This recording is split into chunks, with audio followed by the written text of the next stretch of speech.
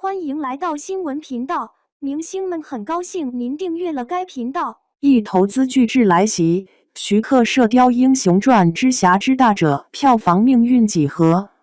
在华语电影的江湖里，徐克的名字本身就是一个传说。他的作品总能让人想起那个快意恩仇的武侠世界。如今，他带着《射雕英雄传之侠之大者》回归，这是一次对经典 IP 的全新演绎，也是一场对武侠片未来的大胆尝试。这部投资高达4亿的巨制，承载着无数人的期待，但也让人不禁好奇，在今天这个时代，武侠片还能唤起观众的共鸣吗？当听说徐克执导这部电影时，我的脑海里立刻浮现出他过去的经典作品，像《笑傲江湖》中那潇洒的剑影与奔放的笑声，多少人至今还记得。徐克总是擅长用自己的方式重塑武侠，他不拘泥于传统的叙事，而是用镜头赋予它新的生命力。这样的风格放在今天依然让人兴奋，但也不得不承认，时代已经变了。现在的观众还有多少人愿意为武侠片买单？《射雕英雄传之侠之大者》的4亿投资在国内电影中已属顶级制作，对许多人来说，这是一场豪赌。制作团队需要让观众不仅仅是怀旧，更要在大银幕前感受到震撼和惊喜。徐克在特效技术上的能力毋庸置疑，他用《蜀山传》开创了特效武侠的先河，龙门飞甲更是将3D 技术玩得淋漓尽致。这一次，他又会怎样把金庸的江湖带上新高度，值得期待。当然，光靠技术并不足以打动人心，观众真正记住的，从来不是炫目的招式，而是人物和故事背后那份深刻的人性。郭靖这个角色，带着憨厚木讷的外表，却有一颗坚定纯粹的心。这种角色如果演得好，可以让人泪目，但如果失控，就可能变得平淡无奇。肖战的加入无疑是一把双刃剑，他的粉丝基础庞大，能为影片带来巨大的关注度，但同时也意味着更大的质疑。郭靖是一个有厚度的角色，不是单靠颜值就能支撑的。这一点对肖战是挑战，也是机会。金庸的作品，尤其是《射雕英雄传》，本身就拥有极其庞大的读者群体。这些原著粉丝对故事有着深厚的情感和独特的理解。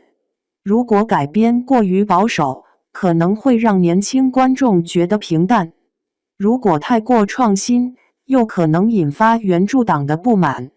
如何在这之间找到一个平衡点，是一个巨大的考验。徐克过往的改编经验显示，他总能用独特的方式呈现故事的内核，这一次也许依旧可以期待他的功力。市场环境则是另一个不得不提的问题。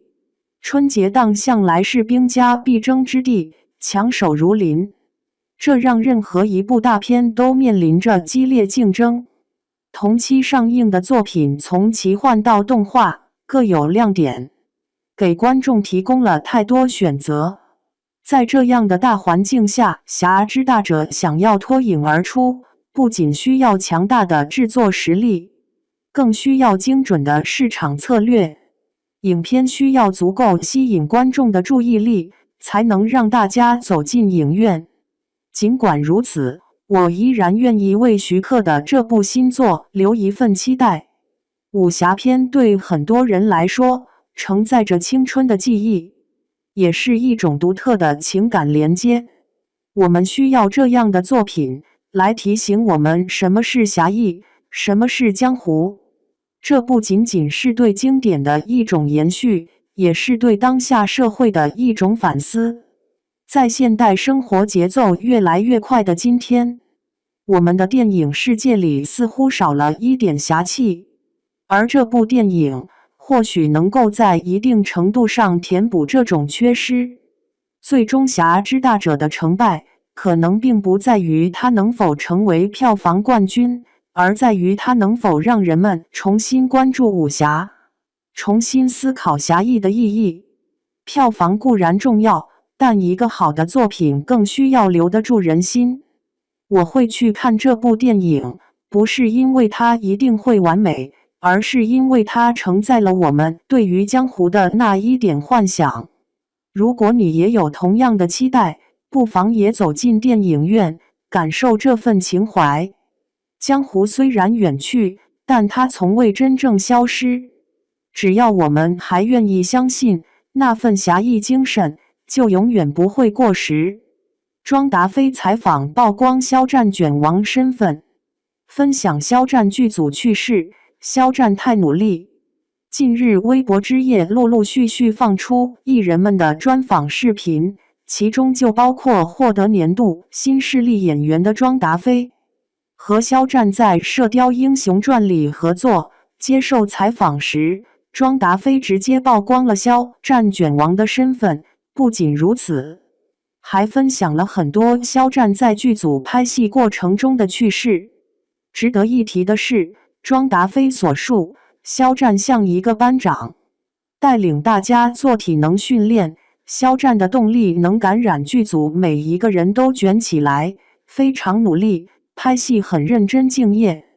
据悉，庄达菲在接受微博之夜专访的时候提到了肖战，直接曝光肖战卷王的身份。这一点和大家的看法保持一致，肖战和导演徐克都是卷王，对待工作精益求精，致力于做到最好。这种态度令人敬佩，也值得学习。另外，庄达菲还分享了肖战的剧组趣事，直言肖战像一个班长，一直都在带领大家做体能训练。肖战的态度能够感染到剧组每一个人都卷起来，确实非常努力。从粉丝们的反响来看，大家看到庄达菲曝光的肖战卷王身份后，也都表达了认可。这样的剧组很难不成功，带来的作品《射雕英雄传》必然会得到观众们的认可。精益求精才会带来好作品，带来一部精品，期待就完事了。总之，感谢庄达菲的分享。